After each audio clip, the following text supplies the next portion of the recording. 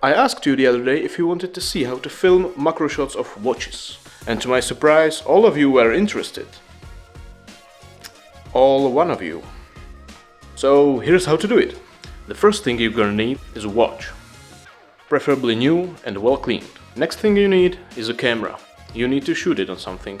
If you have a camera, you need a lens for it. And I would recommend macro lens with 70mm or more, with magnification at least 1:1. And if you don't have one of those, magnification 1:2 should suffice.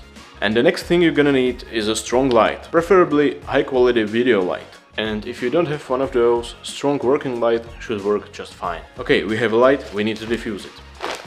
You can use softbox, collapsible diffuser or even baking paper.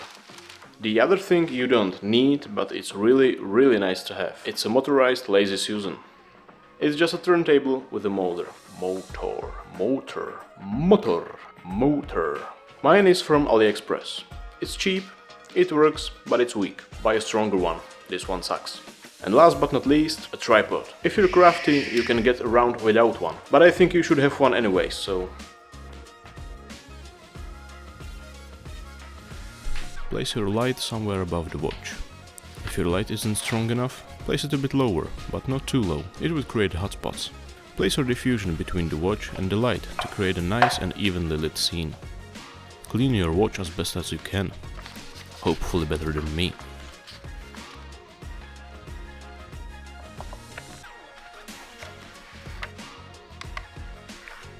Set up your shot with your preferred lens. To create a more dynamic shot, place a piece of tape under the watch to change the angle a bit. My setup looked like this, but you should always experiment and use everything that's at your disposal. To get rid of bad reflections, use a piece of paper or whiteboard.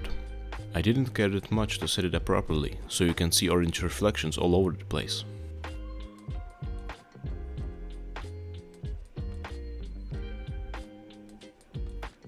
As you can see here, my shots are quite shaky, and that's exactly the reason why you should buy a stronger turntable.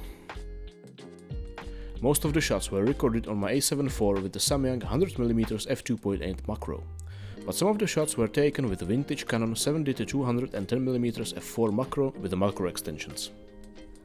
I even used working light and baking paper as my diffusion. It's a noticeable difference, but it's not that bad. Just work with what you have.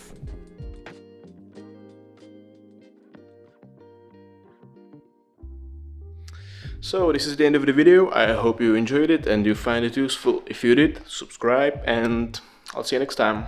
Peace! And yes, this is a Comic Sans. See ya!